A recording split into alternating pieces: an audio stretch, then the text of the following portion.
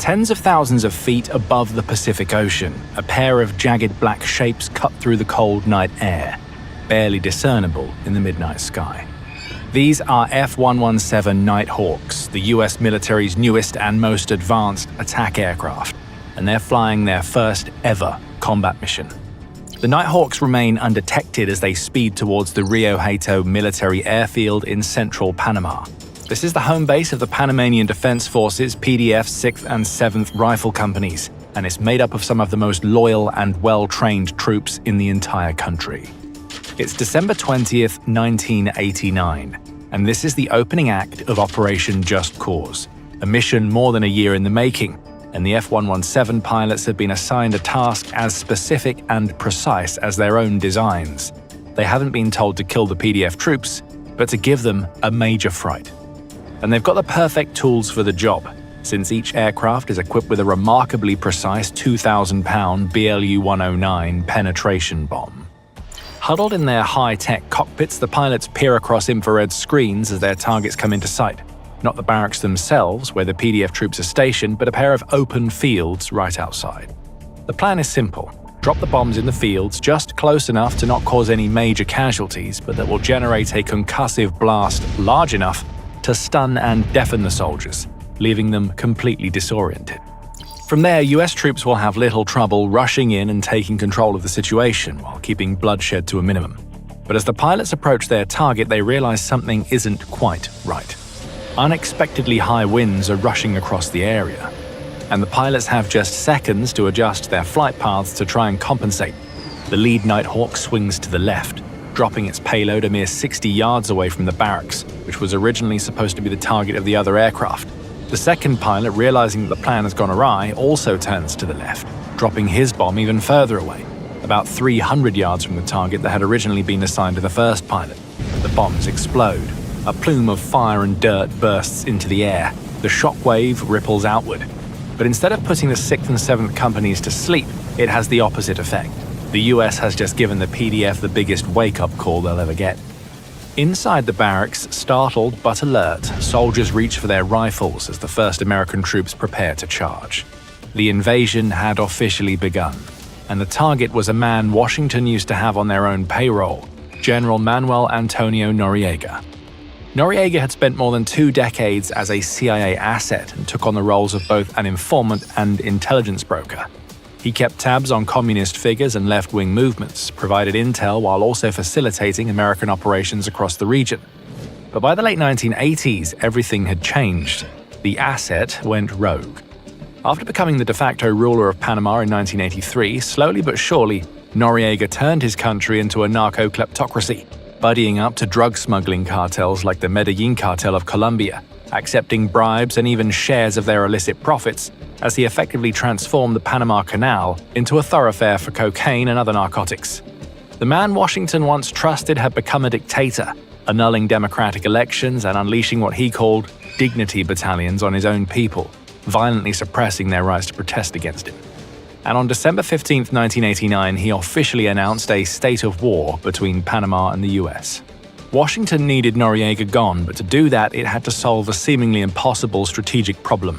Because Panama is not just any battlefield. It's a narrow and incredibly important strip of land that also happens to be home to a huge number of American citizens, 35,000 of them to be precise.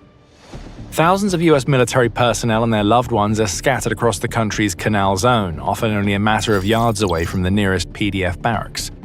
General Maxwell Thurman, the head of Southern Command and the man placed in charge of planning Operation Just Cause, understands how quickly this situation could spiral into perhaps the worst hostage crisis in American history. If the US were to launch a slow, conventional military buildup, Noriega would see it coming, and with a single order, he could turn every hotel, school, and canal checkpoint into a fortress, taking thousands or even tens of thousands of American men, women, and children hostage, using them as civilian shields to force the US to back down. Thurman can't let that happen. A standard invasion is not an option. It has to be swift and surprising, a single powerful knockout blow in which America hits Panama so hard and so fast that the PDF is effectively taken out of the equation before Noriega can even issue a single command. With his objectives set, Thurman begins to piece his plan together. December 16, 1989. It's the night after Noriega has declared war. At approximately 9 p.m., 4 American military officers are on their way to dinner at the Marriott Caesar Park Hotel in downtown Panama City. The men are unarmed and in a private vehicle. At a roadblock outside the PDF headquarters in Panama City's El Chorrillo neighborhood, the Americans' vehicle is ordered to stop. An angry crowd of civilians surrounds the vehicle, and the American officers begin to fear for their lives. Tensions rise and tempers flare. The American officers try to flee and the PDF soldiers open fire. A single round enters the rear of the vehicle, striking Marine First Lieutenant Robert Paz in the back. The Marine captain driving the car is also shot in the foot as the Americans make their escape. They rush Paz to Gorgas Army Hospital, where he is pronounced dead. In the chaos, a US Navy SEAL and his wife witnessing the attack are dragged away and beaten by PDF troops. Panama has made the first move, and for Washington, it can't go unpunished. President George H.W. Bush gives the order. The Panama invasion plan, Operation Just Cause, will go ahead. And this won't be like any other invasion the world has seen before. The US forces will not be focusing on frontline assaults or steady buildups. Its entire operation has been designed around the concept of simultaneity, multiple attacks from multiple sides, all occurring at the exact same time, 0100 hours on December 20th. H-hour. 27 targets are identified. These include airfields, PDF bases, communication hubs, and strongholds. The US knows it has far stronger military capabilities than Panama, but this mission is not just a matter of strength but of speed. Forces will need to strike numerous nerve centers all across the country without any delay, denying the PDF's ability to respond in any way. The US mobilizes a massive joint force, including personnel from the Army, Navy, Marines, Air Force, and the Coast Guard. Elite Delta Force and Navy SEAL units will lead the way, backed up by ground forces like the 75th Ranger Regiment and the 5th Infantry Division. It's a massive, synchronized strike. If a single drop zone is missed or a raid delayed, the PDF will have time to coordinate, and the civilian casualty count will skyrocket. This mission, perhaps the most complex airborne operation since World War II, cannot afford to go wrong. December 20th, 1989, 0045 hours, 15 minutes before H-hour. The main operation is about to begin. But before Just Cause can kick off, another smaller but incredibly important mission must take place: Operation Acid Gambit.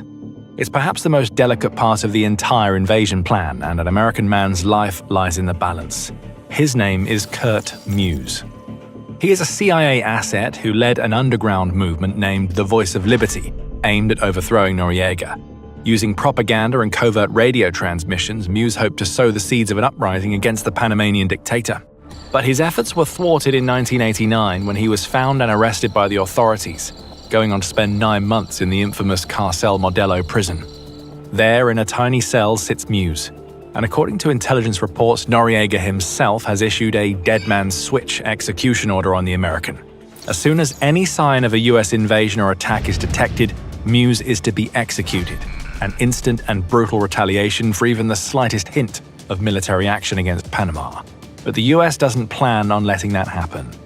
So in the minutes leading up to H-hour, 4 MH-6 Little Bird helicopters take to the skies, hovering over the rooftops of Panama City. Inside the helicopters are Delta Force operators, some of the best-trained military personnel on the planet. They're not dropped off on the street, but on the roof of the prison itself, breaching the rooftop door with explosives before descending the flights of stairs towards Muse's cell. There, a guard has been assigned the task of executing Muse in case of any attempted rescue.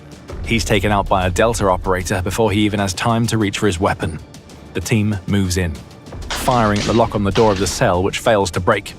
They then deploy a small explosive to breach the door, handing Muse a set of body armor, a ballistic helmet, and some goggles before escorting him to the roof and loading him onto one of the Little Birds. All that's left is to evacuate and fly back to base, but then disaster strikes. PDF soldiers in the area are now fully aware of what's happening, and they have no intention of letting the US forces disappear into the night with their prisoner. Firing everything from heavy machine guns to rocket-propelled grenades, the PDF forces unleash hell on the Americans. The helicopter transporting Muse is hit.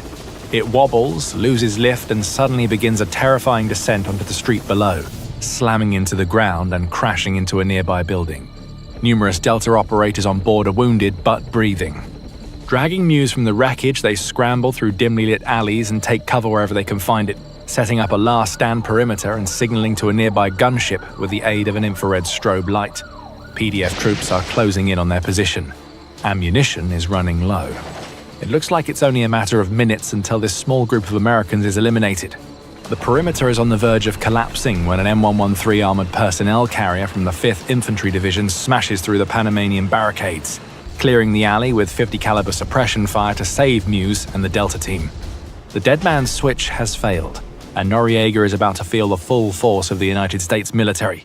If you like this level of military detail, like the video and hit the subscribe button right now. It's the best way that we can keep bringing you these real military breakdowns. But the full invasion of Panama is now underway. All across the country, elite teams of American military personnel are taking over their targets, working to achieve an array of objectives, including disabling the PDF and crippling the country's communications networks. But there's one objective arguably even more important than the rest. One target that matters most of all: Noriega himself. He cannot be allowed to escape, and a 48-man Navy SEAL team is moving toward the coast to make that happen. Their target, Punta Paitilla Airfield, a coastal airport in Panama City, and it's where Noriega's private jet, a 1980 Learjet 35, is situated. The US knows that despite his tough guy persona, Noriega won't stick around too long once the first shots are fired. But if the SEALs disable the jet, then that can't happen. It sounds like a simple mission, but it's been made much more complicated by the constraints of the larger operation. US commanders don't simply want to bomb or destroy the airfield, they want to keep it intact for future use. That means the Navy can't just send out an AC-130 Spectre gunship or carry out heavy demolition of the area. The SEALs are instead ordered to use only minimum force to disable the aircraft. They need to move in, deal enough damage to the jet to prevent a takeoff by shooting out its tires or cutting its control wires, and move out as quickly and as silently as possible. Approaching the airfield from the water, the SEALs slip stealthily onto the edge of the runway.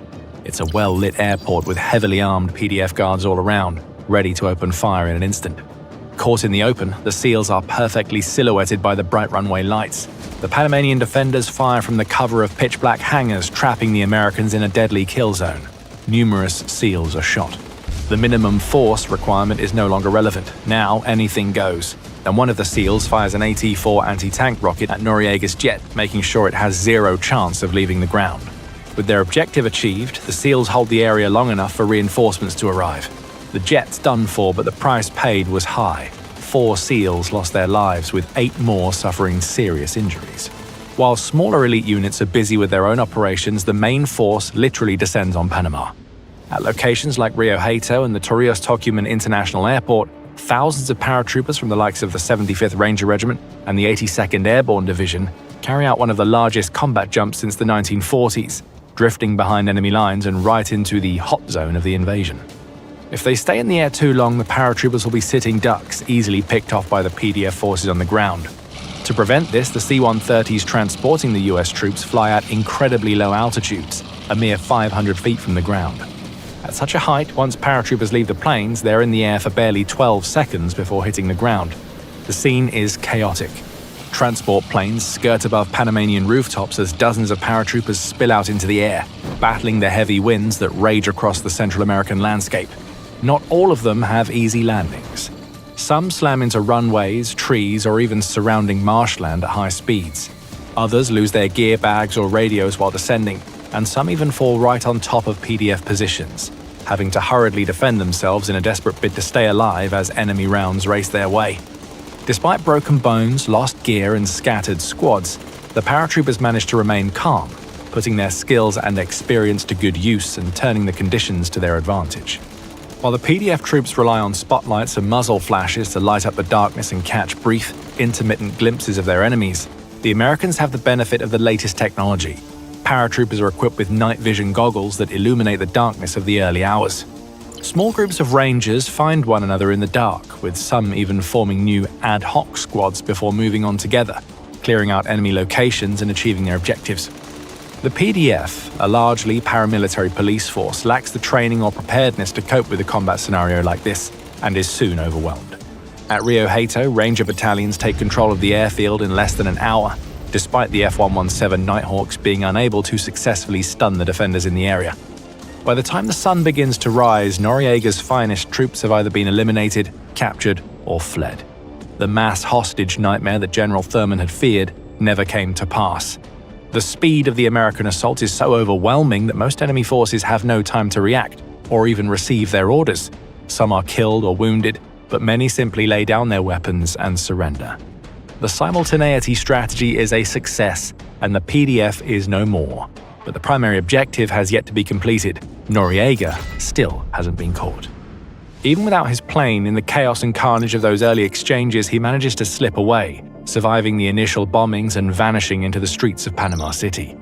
In the days that follow, the US organizes a nationwide manhunt. A $1 million bounty is put on Noriega's head, but days pass without any sign of his location. But then just before Christmas of 1989, Noriega resurfaces. He seeks asylum in the Apostolic Nunciature, the Vatican Embassy in Panama City. In doing so, he establishes a diplomatic stalemate. The US cannot storm an embassy and trigger international outrage, but it can't let Noriega simply sit there and plot his next move either. Faced with a dilemma, the US Army comes up with a truly unique solution, something that nobody would have predicted. The Psychological Operations, or PSYOPS team, decides to surround the entire embassy with a gigantic wall of speakers and carry out an acoustic bombardment of Noriega's hideout. They blast rock and heavy metal, including Van Halen's Panama and Judas Priest's You've Got Another Thing Coming, for 24 hours a day. This is weaponized sensory overload designed to cause total psychological exhaustion and sleep deprivation. Slowly but surely, the wall of sound tactic starts to work. Anyone can survive listening to a little loud music for a few hours, but when it's played non-stop, day after day, night after night, at ear-piercing volumes, preventing you from sleeping or even thinking straight, it becomes one of the most effective non-violent forms of torture there is. He holds out for more than a week, but in the end, Noriega has had enough. On January 3, 1990, he walks out of the embassy tired and broken and surrenders to the authorities. He is promptly extradited to Miami, where he faces charges of drug trafficking and racketeering. Operation Just Cause is complete. Within just a few weeks, the US military has deposed a dictator and shattered a paramilitary force. It has also proven the potency of a whole new doctrine, one that relies not on the slow and gradual tactics of times gone by, but that is instead driven by speed and stealth. Fast forward 37 years, the target was no longer a rogue dictator hiding in a jungle, it was the supreme leader of Iran. Click the video on your screen right now to see exactly how the US executed the most complex decapitation strike of the 21st century. Thanks for watching, and we'll see you on the next battlefield.